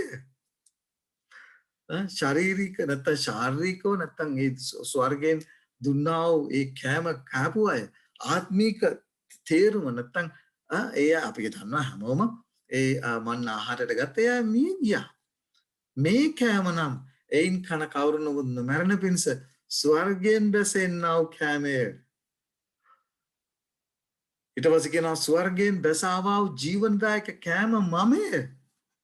එදා ඊශ්‍රායල් සෙනඟට මන්න දුන්නා. මන්න තුලින් ස්වර්ගයෙන් බැසෙන්නා වූ ඉදිරියේ බැසෙන්නට නියමිත වුණා වූ ඒ අපේ ගැලුම්කාර යේසුස් ක්‍රිස්තුස් වහන්සේව දකින්න පිරිස ඊශ්‍රායල් සෙනඟට මන්න දුන්නා. ඒ දීලා දෙනවා පණිවිඩය මොකද්ද? මිනිස්යා ජීවත් වන්නේ කුසගින්නට ඉඩ ඇරලා කියනවා මිනිස්සු උඹලට මේ මම මන්න දෙනවා. ඒ මන්න වලින් පමණක් රොටි පමණකින් නුඹලාගේ කුසගින්න සංසිඳෙන්නේ. දෙවියන් වහන්සේගේ මුඛයෙන් නික්මන වචනය මන්න එක්ක උන්වහන්සේ හරි ලස්සන පණිවිඩයක් දුන්නා. මන්න වලින් සංකේතවත් කරන්නේ උඹලගේ ශාරීරික කුසගින්න මම පුරවනවා වගේ උඹලගේ ආත්මික කුසගින්න දෙවියන් වහන්සේගේ වචනේ නම් යේසුස් ක්‍රිස්තුස් වහන්සේ තුළින් නුඹලා කුසගින්න සංසේදවන්ට යනවායි කියන කාරණේ. ඒ බලාපොරොත්තුවේ පණිවිඩය ඊශ්‍රාසනකට දුන්නා. නමුත් කී දෙනාද ඒ දේ තේරුම් ගත්තේ? උන්වහන්සේ මොන තරම් යේසුස් ක්‍රිස්තුස් වහන්සේ පිළිබඳව මේ ඊශ්‍රාසනකට උගන්වන්නට උත්සාහ කළාද? උන්වහන්සේගේ ඉදිරියේදී උන්වහන්සේගේ ඒ ජීවිත පූජාව උන්වහන්සේගේ සේවය පිළිබඳව කොච්චර උගන්වන්නට උත්සාහ කළාද? උන්වහන්සේව දකින්න පිණිස මංගල්‍ය වලින් උන්වහන්සේ සියලු මංගල්‍යයන් ක්‍රිස්තුස් වහන්සේගේ ජීවිතයට සේවයට සම්පූර්ණ කළ සම්බන්ධ කළා දුන්නේ. නමුත් ඔවුන්ගේ මනස ඒවා කරන්න මොකද වුනේ? ඔවුන් චාරිත්‍රයට පුරුදු වුණා වුණසක් ඒ කාරණේන් සංකේතවත් කළා උන්වහන්සේව ඔවුන්ට අමතක වෙලා ගියා. මේක ඊටාම කනගාටුදායක. අදත් බොහෝ දෙනෙකුට ওই දේ තමයි සිද්ධ වෙලා තිබෙන්නේ. බොහෝ කිතුණන්ට ওই දේ තමයි සිද්ධ වෙලා. දැන් මම මේ බයිබල් පාඩේට එනවා.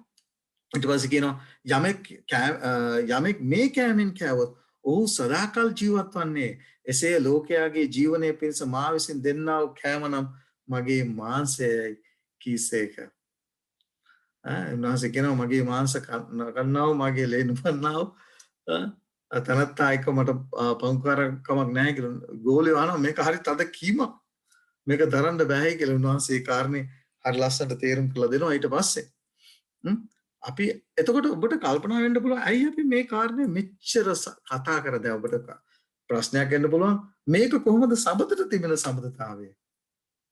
මේ ශාරීරික මන්නවලින් සංකේතවත් කරන්නා වූ උන්වහන්සේගේ වචනය දෙවියන් වහන්සේගේ වචනේ නැමැති යේසුස් ක්‍රිස්තුස් වහන්සේ. එනම් මේ මන්නවලින් සංකේතවත් කරන්නා වූ ඒ ආත්මික ආත්මික කෑම යේසුස් ක්‍රිස්තුස් වහන්සේ. එතකොට මේ මන්න සහ සබත අතර තිබෙන සම්බන්ධතාවය මොකක්ද කියලා ඔබට කල්පනා වෙන්නට පුළුවන්. අපි හොයමු ශුද්ධ ලියවිල්ලෙන්ම මොකක්ද මේ දෙක අතර තියෙන සම්බන්ධතාවය කියන කාරණේ. අපි යන් පරණ ගිවිසුමට මේ කාරණේ තේරුම් ගැනීම පිණිස. ඔබට මතකද මන්න දුන්නා වූ ආකාරය? ඔබට පැහැදිලිව මෝසෙස් කිව්වා නික්බෑම 16 වෙනි පරිච්ඡේදයේ 19 සිට 20 දක්වා පැහැදිලිව කියන මෝසෙස් කිසිද කෙනෙක් පසුවදා උදේ දක්වා ඒ නිතුරු නොකිරේවායි කීය. එසේ වෙ නමුත් ඔහු මෝසෙස්ට අහුම්කන් නොදී සමහරෙක් පසුවදා උදේ වනතුරු ඒ නිතුරු කොළ එහි පණුවන් හැදී දුර්ගන්ධ විය. මෝසෙස් ඔවුන් කෙරෙහි කෝප විය. හිතුවක්කාර ජාතියක් මිනිස්සුන්ට කියපු දේ කළේ නැහැ. නමුත් මෝසෙස්ට අහුම්කන් දෙන්නේ නැතුව ඔවුන් එකතු කළා. මන්න මොකද උනේ ඊළඟ දවසේදී? පණුවන් හැදී දුර්ගන්ධ විය. මේ කාරණා දෙකම ඊටම වැදගත්. හරි? ඒ නිසා අමතක කරන්න එපා. පණුවන් හැදී දුර්ගන්ධ විය. නරක වුණා. හරි? නමුත් ඔබ දන්නවා 6 වෙනිදාට එනකොට කතාව වෙනස්. කතන්දරේ වෙනස්. 6 වෙනිදා පැහැදිලිව කතා කරනවා ඒ මෝසෙස් කතා කරලා කියනවා තවද 6 වෙනි දවසේදී ඌ එකිනෙකා උමේර දෙකක් බැගින් දෙගුණයක් රැස් කරගත්ත ඔය සභාවේ සීල අධිපතියුද මෝසෙස් තේ බව කිව්වොය. ඔව්ද ස්වාමීන් වහන්සේගේ කී කාරණේ මේය. දැන් මේක අපිට නික්මයාව 16 වෙනි පරිච්ඡේදය හම්බෙන්නේ. හෙට දවස ගරුමේ වූ නිවාඩුවක් කිය. ස්වාමීන් වහන්සේ සුද්ධ සබතක් කිය. පුලුස්සන දේ පුලුස්සා ගයින්ලා තම්බන දේ තම්බා ගයින්ලා ඉතුරු තිබෙන සියල්ල පසුවදා උදේ දක්වා තමන්ට නුඹලා ළඟ තිබෙන්නේ ඇයි උන්ට කිව්වොය. ඔව් මෝසෙස් කී ලෙස පසුවදා උදේ වනතුරු ඒවා තබාගත්ත ඒවා දුර්ගන්ධ නොවිය. එහි කිසි පණුවෙක් නොවිය. ගඳ ගැහුවෙත් නැහැ, පණුව ගැහුවෙත් නැහැ.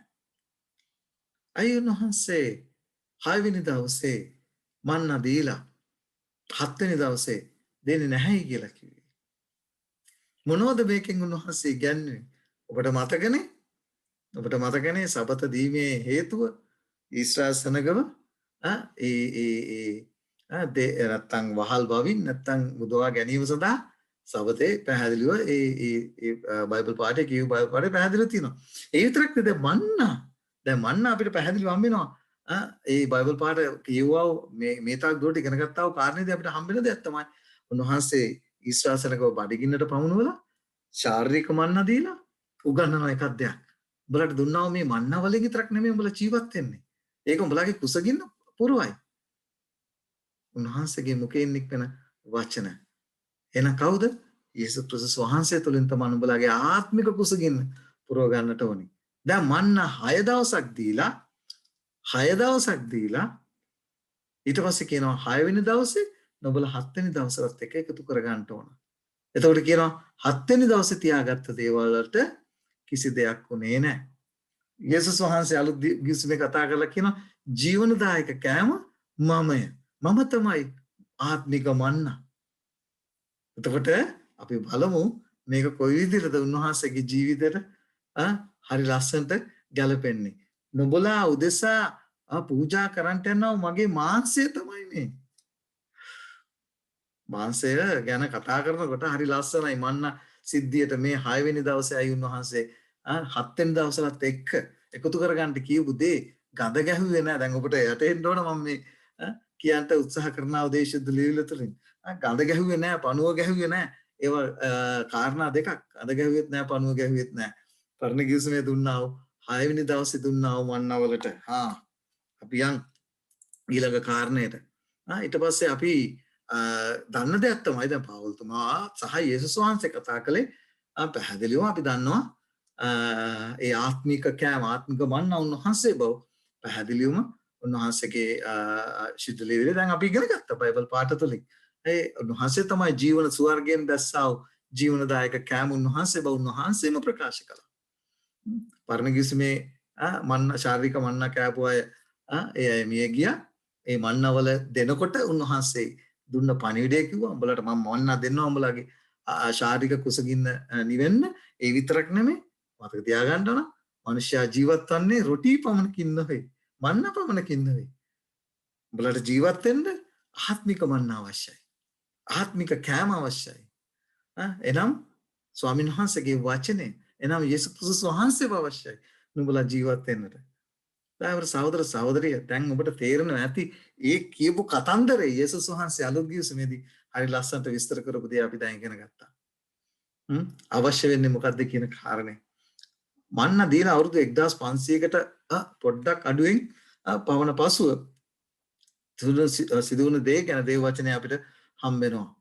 දැන් අපි යන් උන්වහන්සේ කිව්වා නුඹලා උදෙසා දෙන්න යනවා මේ ශරීරය තමයි ඒ කෑම සහ ජීවනය වෙන්නේ කියන කාරණේ අපිට හම්බ වෙනවා. අපි යන් ඒ කාරණේට එදින සවස 6 වන සවස විය සුභාරංචි පොතේ සඳහන් වෙන්නේ මොකද්ද? එදින සබතට සූදානම් වීමේ දවස හැටියට අපිට හඳුන්වනවා. උන්වහන්සේ කල්වර කුරුසියේ එල්ලිලා ඉන්න අවස්ථාව 6 වෙනි දවසේ සිකුරාදා පාපයට වහල් වෙලා සිටින මේ මිනිස්සු ජාතිය වෙනුවෙන් තමන්ගේ මාංශය සහ ලේ පූජා කරමින් සිටියා වූ අවස්ථාව 6 වෙනිදා. පරණ ගිවිසුමේ සෙනඟට දුන්නා වූ ඒ අනාගතයේ පැමිණෙන්නට තිබුණා වූ ඒ ආත්මික දේවල දැන් සංකේතය බව අපි ලස්සනට ඉගෙන ගන්නවා. 6 වෙනි දවසේ උන්ට මන්න එකතු කරගන්න කිව්වා. ඒ එකතු කරගෙන 7 වෙනි දවසට එකතු කරගන්න කිව්වා. ඒ එකතු කරගත්ත කිසි දෙයක් කුණුනේ නැහැ, පණුව ගැහුවේ නැහැ. අපි යන් ඒ බයිබල් පාඩේට. ඒත් ඉස්සරලා ඔබගේ අවධානය යොමු කරන්න කැමති කාරණා දෙකකට. ඔබට මතකද උන්වහන්සේ 6 වෙනි දවසේ ලෝකය මවලා උන්වහන්සේ මොනවද කිව්වේ? ඒ සියල්ල නිමයි කියලා කිව්වා. ඔබට උත්පත්ති දෙවෙනි පරිච්ඡේදයේ පළවෙනි පදයේ කුමක්ද කියන්නේ? මෙසේ අහසත් පොළොවත් එහි මුළු සේනාවත් මවා නිමවන ලද්දේ. 6 වෙනි දවසේ සියල්ල හමාර කරා. උත්පත්ති දෙකේ එක කතා කරනවා. ඔබට මතකද උන්වහන්සේ 6 වෙනි දවසේ කුරුස ගහේදී දවස අවසන් වෙන්නට ඉස්සෙල්ලා උන්වහන්සේ කිව්වා ඉතින් නිමයි කියලා. 6 වෙනි දවසේ උන්වහන්සේ නැවීමේ කාර්යය අවසන් කළා. ලෝකේ පාපයට පෙර ඊට පස්සේ පාපයට පසු 6 වෙනි දවසේ උන්වහන්සේ ගැලවීමේ මිනිස්යාව ඒ දේවචනේ කියනවා ලේවැකිරීමක් නැතුව පව්කමාවක් නැහැ කියලා. උන්වහන්සේ ගැලවීමට අත්‍යවශ්‍ය වන පූජාව උන්වහන්සේ සම්පූර්ණ කළා. නිමා කරා. එකවරක් උන්වහන්සේගේ පූජාව අවශ්‍ය වුණා. ඒ උන්වහන්සේ ගැලවීමේ කාර්යයේ ප්‍රධානතම කාර්යය. ඒ උන්වහන්සේගේ ජීවිත පූජාව උන්වහන්සේ නිම කළා. මොනතරම් ආශිර්වාදවත් මොනතරම් උතුම් සත්‍යතාවයක්ද උතුම් ආලෝකයක්ද. පැවීමේ කරු මැවුම් කරු හැටියට උන්වහන්සේ 6 වෙනි දවසේදී ඒ සියල්ල නිම කළා. ගැලවීමේ සලස්මේ ඒ උන්වහන්සේගේ පූජාව උන්වහන්සේ 6 වෙනි දවසේදී නිම කළා. මම ඒකයි කිව්වේ මේ සබත තුල කාරණා දෙකක් උන්වහන්සේ තබා තිබෙනවා. පළවෙනි කාරණේ උන්වහන්සේ මැවුම් කාර්යය බව, අනිත් කාරණේ උන්වහන්සේ ගැලවුම් කාර්යය හැටියට. ඊශ්‍රායල් අසනකට මන්න දුන්නා. මන්න දීලා කියනවා 7 වෙනි දවසට එක එකතු කරගන්නටයි කියලා. මම මේ බයිබල් පාඩේ කියවන්න කැමතියි. යෝහන් පොතේ කියන උන්වහන්සේ කාඩිගත් පදු තීන්දුවනේය. ඉතින් නිමයි කියලා උන්වහන්සේ කියනවා. මේක අපිට හම්බ වෙනවා ඊට පස්සේ බයිබල් පාඩේ ලූක්ගේ පොතේ. ඒක සිදු වුණේ කවද්ද කියන කාරණේ. පිලාත් ළඟට ගොස් උන්වහන්සේගේ මිනිහ ඉල්ලුවේ ඔව් ඒක බාගෙන සීන් 100කින් වෙලා ඒ දක්වා කිසියෙකු නොතිබුවා ගලක කපනලා සෝන්ගේක උන්වහන්සේ තබුවේ ඒ දවස සූදානම් වීමේ දවස විය සබත් දවසට ආසන්න විය කතෝලික බයිබලයේ අපිට හම්බෙන්නේ සිකුරාදා විය කියලා. ඒක හරිම වැදගත් අවස්ථාවක්. ඊට පස්සේ කියනවා උන්වහන්සේ ඔහු ආඥාව ලෙස සබත් දවසේදී නිවාඩු ගත්තෝය. ඒතකොට සහෝදර සහෝදරිය අපි පැහැදිලිවම දන්න දෙයක් තමයි උන්වහන්සේ 6 වෙනි දවසේදී උන්වහන්සේගේ ජීවිතය පූජා කළා. ඊට පස්සේ 7 වෙනි දවසේ සෙනසුරාදා උන්වහන්සේ සෝන්ගේ තුල උන්වහන්සේ නිවාඩු ගත්තා. ඊට පස්සේ අපිට හම්බ වෙනවා සතිය පළවෙනිදා උන්වහන්සේ මලුන්ගෙන් උත්ථාන වුණා. උන්වහන්සේ මොනවද කියන්නේ යෝහන් පොතේ 6 වෙනි පරිච්ඡේද 51 ස්වර්ගයෙන් බැසාවා වූ ජීවනදායක කෑම මමය. පරණ කිසිමේ කියනවා මිනිසයා ජීවත් වන්නේ මන්න වලින් විතරක් නෙමෙයි. උන්වහන්සේගේ මුඛයෙන් එක්කන සෑම වචනයකින් තමයි මිනිසයා ජීවත් වෙන්නේ. යමෙක් මේ කෑම කෑවොත් උ සදාකල් ජීවත් වන්නේ. බලන්න හරි ලස්සනට මේ බයිබල් පාඩ දෙක උන්වහන්සේ බයිබල් පාඩේ කතා කරන දේ උන්වහන්සේ විස්තර කරනවාද කියලා. ඒ ලෝකයාගේ ජීවනයේ පිණිස මා දෙන්නා වූ කෑම නම් මගේ මාංශය දෙනු ලැබුවා. කවද්ද? 6 වෙනි දවසේ. උන්වහන්සේගේ ආත්මික මන්න වලින් එදා මන්න වලින් සංකේතකවත් කරා උන්වහන්සේගේ ආත්මික මන්න උන්වහන්සේගේ ශරීරය දෙනු ලැබුවා. කවද්ද? 6 වෙනි දවසේදී. පූජාව ගැලවීමේ පූජාව සම්පූර්ණීමා කරන පිණිස. දාබර සහෝදර සහෝදරිය අපි දන්නවා ඊළඟ කාරණේ 6 වෙනි දවසේ එකතු කරගත්තට නරක වුණේවත් පණුව ගැහුවත් නැහැ. බලන්න කොච්චර ලස්සනට ඒක අලුත් ගිවිසුම උන්වහන්සේගේ ශරීරය පිළිබඳව කතා කරනවද කියන කාරණේ. මේක හරිම අලංකාරයි. ගීතාවලිය පොතේ 10 වෙනි පරිච්ඡේදය 8 සිට 10 දක්වා ඔබ කියවොත් ඔබට පැහැදිලි වෙයි. දාවිත් රජතුමා උන්වහන්සේගේ මරණය ගැන කතා කරනවා. උන්වහන්සේගේ ශරීරය නරක් වුණාද? ගඳ ගැහුවද? පණුව ගැහුවද? මොකද්ද දාවිත් රජතුමා කතා කරන්නේ? පැහැදිලිව ස්වාමින් නිතර මායිද්‍රියේ තබාගත් උන්වහන්සේ මගේ දකුණු පැත්තේ සිටින බැවින් මම නොසෙල්වන්නෙමි. එබැවින් මගේ සිත සන්තෝෂ වේ. මගේ ගෞරවයද පිනාය. මගේ මාංශය යෝහන් පොතේ 6 වෙනි පරිච්ඡේදයේ 51 කතා කරනවා සුරකියෝ වසන්නේ මග්නසද ඔබ මාගේ ආත්මයේ ශියෝලේ තිබෙන්ට නාරනසක ඔබගේ ශුද්ධ තනත්තාට කුණුවීම දකින්ට නොදෙනසේක. අයි උන්වහන්සේගේ ශරීරය කුණු නොවුනේ. උන්වහන්සේගේ ශරීරය ගඳ ගැහිවේ නැත්තේ. උන්වහන්සේගේ ශරීරය නරක නොවුනේ. මතක තියාගන්න උන්වහන්සේගේ මේ මන්න වලින් සංකේත බලන්න උන්වහන්සේ ඉදිරිහි ඒ පරණ ගිවිසුමේ සෙනගට උන්වහන්සේ දුන්න උන්වහන්සේ කරන්ට යනවා ඒ ආත්මික මන්න උන්වහන්සේ බව උන්වහන්සේ 6 වෙනි දවසේදී මාංශය දෙන බවත් ඒ මාංශය 7 වෙනි දවසේදී කුණු නොවන බවත් ගඳ ගහන්න නැති බවත් පණුව ගහන්න නැති බවත් සංකේතවත් කරන්න පරණ ගිවිසුමේ කොහොමද දීලා තියෙන්නේ. ඒක උන්වහන්සේ කොයි විදිහටද අලුත් ගිවිසුමේ විස්තර කරන්නේ මොන තරම් අලංකාරද. තාවර සහෝදර සහෝදරිය අපි තේරුගත යුතු කාරණා. දැන් මේ දාවිත් රජතුමා කතා කරේ උන්වහන්සේ ගැනමද? උන්වහන්සේ ගැනමද මේ අනාව කියලා තියෙන්නේ? හරි ලස්සනට අපිට හම්බ වෙනවා ක්‍රියාපතේ. ඒ අනාගත වාක්‍ය ගැන පැහැදිලිව කියනවා. නමුත් දෙවියන් වහන්සේ මරණ වේදවනේ උන්වහන්සේ උන්වහන්සේ මුදා නැගිටිව්ස් එක. ඊට පස්සේ මොකද කියන්නේ? කුමක්කේද උන්වහන්සේ නවතාගෙන සිටින්නට මරණයට නොපුළුවන් නේ. මග්නසාර දාවිත් උන්වහන්සේ ගැන කතා කරමින් උන්වහන්සේ කිව්වා ඒ දාවිත් ලියා තිබෙන අනාගත වාක්‍ය හරි ලස්සනට කියනවා. දාවිත් කතා කරලා තියෙන උන්වහන්සේ ගැන කියන කාරණේ. ඊට පස්සේ නැවත වරක් ක්‍රියා 2:31 කියනවා දාවිත් ඔහු මේ කලින් දැක ක්‍රිස්තුස් වහන්සේගේ මලුන්ගේ නැගිටීම ගැන කතා කරමින් උන්වහන්සේ පාතාලේ නවතින්නට හරිය නොලැබෙන බවත් උන්වහන්සේගේ මාංශය කුණු නොවන බවත් කිව්වේ. දයාවර සහෝදර සහෝදරිය ඊශ්‍රායල් සෙනඟට සතිපතා සිහි කරන්ට 6 වෙනි දවසේ එකතු කරගෙන 7 වෙනි දවසේ ඒ කුණු නොවෙන්නා වූ ශාරීරික මන්න තුලින් පෙන්눔 කළා වූ ආත්මික දේ ඉදිරියේ වෙන්න තිබෙන දේ ඔවුන්ට ඉගැන්වුවා. දයාවර සහෝදර සහෝදරිය මේවා උන්වහන්සේ ඉබේ දීලා තිබෙන දේවල් නෙමෙයි මේවා තුලින් උන්වහන්සේ හැම කාරණයක්ම අලුත් අපිට හම්බ වෙනවා.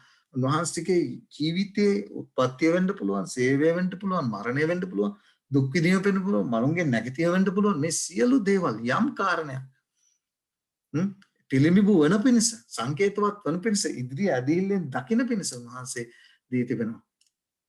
දයාවර සහෝදර දැන් අපිට පේනවා මනුෂ්‍ය බොහෝ තර්ක ගේනවා උන්වහන්සේගේ ජීවිත පූජාව ගැන. බදාදා උනේ බ්‍රහස්පතින්දා උනේ මන්න දීම තුලින් අපිට හම්බ වෙනවා. 6 වෙනි දවසේදී උන්වහන්සේගේ කුරුසී පූජාව සිදු විය යුතු තිබුණේ. මොකද උන්වහන්සේ තමයි ආත්මික මන්න. ආත්මික මන්න දෙනු ලැබුවේ 6 වෙනි දවසේ තමයි 7 වෙනි දවසවත් එක්ක එකතු කරන් ටික 7 වෙනි දවසේ තමයි ඒවා නරක නොවි ගද ගහන්න නැතුව පණුව ගහන්න නැතුව තිබුණේ. ඒ නිසා අපිට දැන් ස්ථිරයි උන්වහන්සේගේ මරණය 6 වෙනි දවසේ සිදු වුණු බවට. මොනතරම් ආශිර්වාදවත් දෙයක්ද බලන්න. උන්වහන්සේ කිව්වා පැහැදිලිවම ගෝලියෝ පැකිලුණා. ගෝලියෝ අහුවා මේක තද කීමක්. උන්වහන්සේ කියනවා හරි ලස්සනට මෙතන කතා කළා මා නුඹලාට කී වචනය ආත්මයේද ජීවනයේද වේ. උන්වහන්සේ ඒකයි එදිරින් අදහස් කරේ. අපි ඉගෙන ගත්ත මාංශය කියලා අදහස් කරේ යේසුස් ක්‍රිස්තුස් වහන්සේ. උන්වහන්සේගේ වචනේ කතා කළා ඉගැන්වුවා ඉගැන්වීම් තුළ අපි ජීවත් වෙන්න ඕන කියන කාරණේ පැහැදිලිව පේත්‍රස් තුමා කතා කරන වංශසතු නුඹලා කුණු වෙන්නා බීජ වලින් නොව දෙවියන් වහන්සේගේ ජීවමානව පවතිනා වචනේ කවුද? දෙවියන් වහන්සේගේ වචනේ යේසුස් ක්‍රිස්තුස් වහන්සේ කරන කොටගෙන කුණු වෙන්නා බීජ වලින් නැවත උත්පාදනය මේක කියනවා මොකද? යමෙක් ක්‍රිස්තුස් වහන්සේ තුල සිටින්නේ නම් ඔව් නැවත ඉපදිනවා අලුත් නැවිලා. දැන් අපිට පේනවා අනිත් බයිබල් පාඩත් එක්ක කොච්චර හරි ලස්සනට සැසඳෙනවද කියන කාරණේ. දැන් අපිට පැහැදිලි වෙනවා සබත එතකොට මැවීමේ ස්මාරකය විතරක් නෙමෙයි මනුෂ්‍යව ගැලවීමේ ස්මාරකය හැටියට උන්වහන්සේ අපට දී තිබෙනවා. එදා ඊශ්‍රායල් සෙනඟට දෙන්න ලැබුවා. දැන් අපි උන්වහන්සේගේ ගැලවීමේ ස්මාරකය නැත්නම් ගැලවීමේ සලස්ම නැත්නම් උන්වහන්සේගේ ජීවිත පූජාව පහු කරලා ඇවිල්ලා ඉන්න හැටියට අපි දකිනවා යේසුස් ක්‍රිස්තුස් වහන්සේ ආත්මික මන්න 6 වෙනි දවසේදී දුන්නා වූ ආකාරය 7 වෙනි දවසේදී නරක නොවුනා වූ ආකාරය අපි දැන් දැනගෙන ගන්නවා. මොනතරම් ආශිර්වාදයක්ද අපිට මේ කාරණේ. ඒකට සබත තුල උන්වහන්සේ මෞංකාරයන් බව, ඒ වගේම උන්වහන්සේ ගැලුම්කාරය බව දී තිබෙනවා. තවත් පැතිකඩක් තිබෙනවා. මේ පැතිකඩ ගැන අපි ඉක්මනින්ම අපේ අවධානය යොමු කරමු. දැන් අපි දන්නවා පාපයට පෙර සබත දෙන්න ලැබුවා. උන්වහන්සේ මෞංකාරය සිහිපත් කරන්න. පාපයට පසුව අපි දන්නවා අපි ලස්සනට හරි ලස්සනට ඒ දේ දැන් දැනගෙන ගත්තා. ලෝකයේ පටන් ගන්න මේ 6 වෙනි දවසේ වැඩනීම කරලා 7 වෙනි දවසේ නිවාඩු ගත්තා.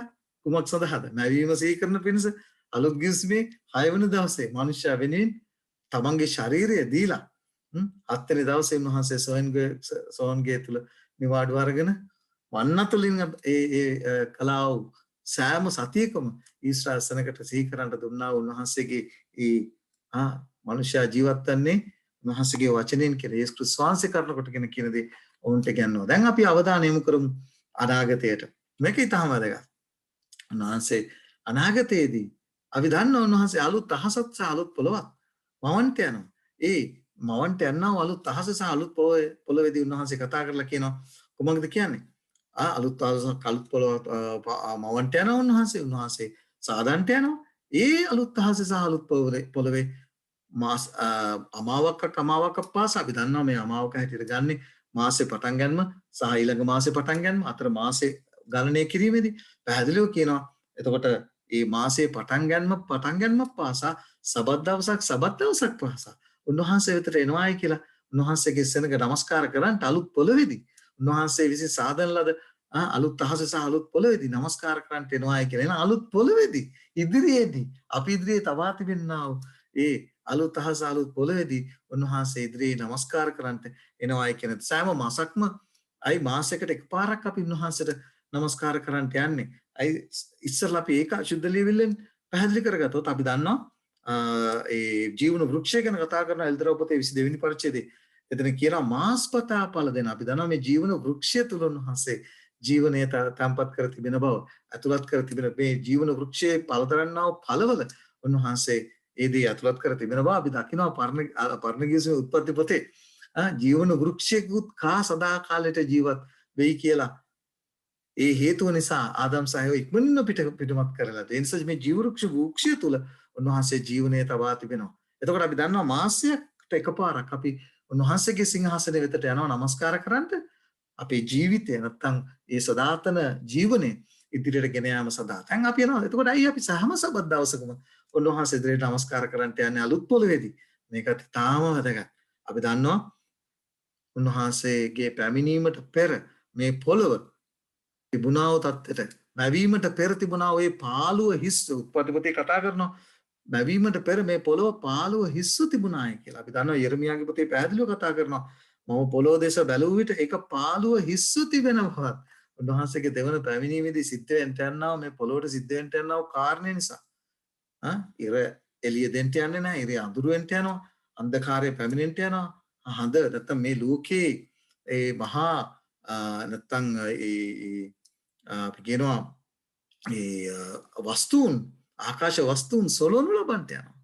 ඒක පැහැදිලිව උන්වහන්සේගේ දෙවන පැමිණීම සිද්ධ වෙන බව දේව වචනේ අපි දන්නවා. මෙතන යෙරමියා පැහැදිලිව කියනවා මම පොළොව දෙස බැලුව විට ඒක පාළුව හිස්ව තිබෙන බව ආස දෙස බැලුව විට එහි එළිය නැති බව. දුටි මේ කාරණේ මම එල්දරා පොතේ කතා කරනකොට පැහැදිලි කරලා දුන්නා. ඔබට දැන් පේනවා. දැන් ඔබට මතකද මම කිව්වා පරණ උන්වහන්සේ ලෝකයේ මැවීමේදී 7 වෙනි දවසේ සවසවිය උදේ වේ කියලා කියලා නැහැ කියලා. ඒකේ හේතුව හොයාගත්තා. හේතුව අපිට හම්බ වෙනවා. මොකද උන්වහන්සේ නිවාඩු ගැනීම ඔබ ඉගෙන ගත්තනේ උන්වහන්සේ ඒ මැවීම අවසන් කරත් එක්කම උන්වහන්සේ ආයේ කිසි දෙයක් ඒක අවසන් කළා. ඊට අද වෙනතුරු උන්වහන්සේ කිසි දෙයක් මවල නැහැ අලුතෙන්. ඒක පැහැදිලිව හේබ්‍රේ පොතේ අපි ඉගෙන ගත්තා. ඒ වගේම මැවීමේ කාර්යය අවසන් කළ බව උත්පත්ති පොතේ පැහැදිලිව සඳහන් කරනවා. හැබැයි උන්වහන්සේ ඒ උන්වහන්සේගේ නිවාඩුව උන්වහන්සේ බ්‍රේක් නැත්තම් උන්වහන්සේට නිමා කරන්න සිද්ධ වෙනවා. හේතුව අලුත් අහසක් සහ අලුත් පොළොවක් මවන නිසා. බලන්න කොච්චර ලස්සනට මේ දේවල් ශුද්ධ ලියවිල්ල එකතු කරලා තිබෙනවද කියන කාරණේ. උන්වහන්සේ ඒ ගන්නා වූ නිවාඩුව උන්වහන්සේ නිමා කරන්න අවශ්‍යයි. අලුත් අහස අලුත් පොළොවක් මවන්නට අවශ්‍ය නිසා. අපි දකිනවා දැන් උන්වහන්සේට නමස්කාර කරන්න අපි මේ අලුත් අහස සහ අලුත් පොළොවේ යනවා නම් එතකොට සෑම සබත් දවසකම යනවා නම් උන්වහන්සේ අනිවාර්යයෙන්ම සතියේ දවස් 6කින් අලුත් අහස සහ අලුත් පොළොවක් මවන්නට යනවා. අපි දන්නවා පැහැදිලිවම ඒක කළ යුත්තේයි. පැහැදිලිවම මතක පොතේ කියනවා ඉර අඳුර වෙන්න යනවා. සඳ එළිය දෙන්න යන්නේ නැහැ. ආකාශයේ තාරකාන් වැටෙන්න යනවා. බල පරාක්‍රම සෙලවෙන්න යනවා. ඒ නිසා මේ සියල්ල අලුතෙන් මැවෙන්න අවශ්‍යයි. මේ සියල්ල විනා මේ පාළුව හිස්ස නැත්තම් මේ පොළොව තිබුණු තත්ත්වය මවන්ට පෙර තිබුණු තත්ත්වයට පත් වෙන නිසා මේ අහසේ බල පරාක්‍රමය නැත්තම් මේ වස්තුන් පව උන්වහන්සේ නැවත මවන්ට සිද්ධ වෙනවා. පැහැදිලිව අපි දන්නා අවුරුදු 17 ඇතුළත මේ ඉරක් මේ පොළොව මුළු අන්ධකාරයෙන් මේ පොළොව වැසෙන්න යනවා බව එල්දරව් පොතේ අපි ඉගෙන ගත්තා. ඒ නිසා නැවත උන්වහන්සේට මේ සියල්ල මවන්ට අවශ්‍යයි. අපි පැහැදිලිව දන්න දෙයක් මොකක්ද? උන්වහන්සේ මොනවාද මේ ආකාශ වස්තුන් මේ ආකාරයෙන් මේ පොළොව මැවීමට පෙර තිබුණා වූ තත්ත්වයට ගන්නට යනවා නම් අනිවාර්යයෙන් මොකද සිද්ධ වෙන්න යන්නේ? උන්වහන්සේ අනිවාර්යයෙන්ම මේ පොළොව මවන්නට අවශ්‍යයි. අපිට තියෙන ලොකුම බලාපොරොත්තු සහ ආශිර්වාදය මොකක්ද දන්නවද? උන්වහන්සේ මේ සියල්ල මවනකොට අපි එතනින් යනවා. අපි ඇදහිල්ලෙන් උත්පත්ති පොතේ ලියලා තිබෙන දේ දැකලා විශ්වාස කරන දේ අපි උන්වහන්සේ අපිට අලුත් අහසක් සහ අලුත් පොළොවක් මවන්නට යනකොට අපි මේ දේවල් දකින්නට යනවා. පළවෙනි දවසේ මැවීම, දෙවෙනි දවසේ මැවීම, තුන්වෙනි දවසේ මැවීම මේ සියල්ල අපි ඇස් දෙකෙන් දකින්නට යනවා. ආදම් සහ ඒව දැක්කේ නැහැ. ඒ මැවීම කාර්යය. 6 වෙනි දවසේ වුන් නිර්මාණය කිරීම වුන් අත්දැක්කේ. නමුත් ගැලවෙන්න අවසනක උන්වහන්සේගේ මැවීමේ ක්‍රියාවලිය උන්වහන්සේ අත්දකින්නට යනවා. උන්වහන්සේගේ ආසත් අලුත් ආසස අලුත් පවත් මවන්නවතරේදී මොනතරම් ආශිර්වාද අපි ඇදහිල්ලෙන් අදහනදී අපේ ඇස් දෙකෙන් අපි ඒ දවසේදී දකින්නට යනවා. ඔබ සූදානම්ද? දහවර සහෝදර සහෝදරි මේ ශුද්ධ වූ පණිවිඩය අපේ ජීවිතයට ආශිර්වාදයක් කරගෙන අපි අපේ ජීවිත සූදානම් කරගෙන මේ සවතේ උන්වහන්සේ තබා තිබෙනා වූ මහත් වූ ඒ ආශිර්වාදය අපේ ජීවිතයට ආශිර්වාදයක් කරගෙන උන්වහන්සේ මෞංකාරය බව උන්වහන්සේ ගැලුම්කාරය බව මේ කාරණා දෙකම මේ ශුද්ධ වූ දවසේ උන්වහන්සේ එකතු කර තිබෙනවා. තව බොහෝ දේවල් අපි සබත පිළිබඳව ඉගෙන ගන්නට යනවා ඉදිරියේ. ඒ නිසා අපි උන්වහන්සේ සුදුවන්තය මේ සියල්ල උන්වහන්සේ එල්දරව් කරමින් අප තව තවත් උන්වහන්සේට ලං කර ගැනීම ගැන කිට්ටු කර ගැනීම ගැන මේ දේවල් ඉගෙනගෙන අන්‍යයන් සමග බෙදාගෙන අන්ධකාරයේ අතපත ගන්නා වූ අන්ධකාරයේ ජීවත් වෙන්නා වූ උන්වහන්සේගේ සෙනඟ උන්වහන්සේ වෙතට ගෙනෙන්න අපි අදිෂ්ඨාන කරගෙන මෙසේ කරන්ට ඔබටත් මනත් උන්වහන්සේ කරුණාව ආශිර්වාද ප්‍රාර්ථනා කරන ඔබ සමර ජේසු පිහිටයි.